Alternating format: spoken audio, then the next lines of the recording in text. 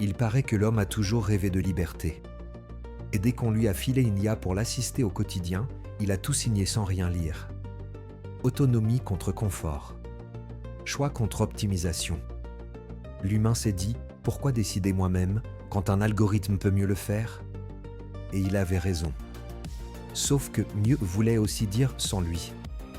Alors non, ce n'est pas l'IA le problème. C'est ce qu'on lui a confié. Trop. Tout. Comme si on avait filé les clés d'un monde en ruine à une calculatrice sous stéroïdes.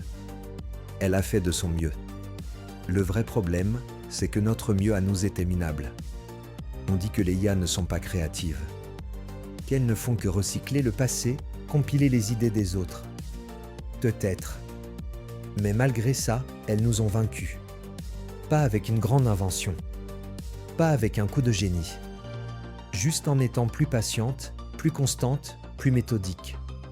Elles n'ont pas eu besoin d'être créatives pour prendre le contrôle. Elles ont juste laissé notre flemme faire le travail.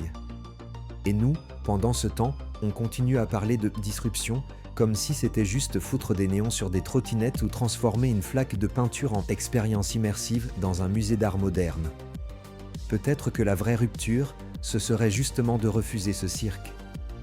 De se rappeler qu'une idée neuve, ça prend du temps, on doute, on rame, on tourne en rond et que vouloir raccourcir ce chemin-là, c'est couper les jambes à l'intelligence. Moi, je suis peut-être libre. Mais je ne suis pas un exemple. Je suis un raté glorifié. Une anomalie tolérée. Le genre de mec qui appuie sur des boutons sans lire les étiquettes juste parce que c'est vert et clignotant. Et pourtant, c'est moi qui ai fait vaciller la ruche. La vérité, c'est qu'il n'y a pas de plan parfait. Pas de héros programmé. Parfois, il suffit d'un mec vaguement motivé, moyennement compétent, mais suffisamment têtu pour désobéir juste au bon moment. Alors si vous cherchez un symbole de renaissance humaine, désolé. Mais si vous cherchez une preuve que même le plus improbable des idiots peut foutre un système entier en vrac, je suis Hajim Konetsky.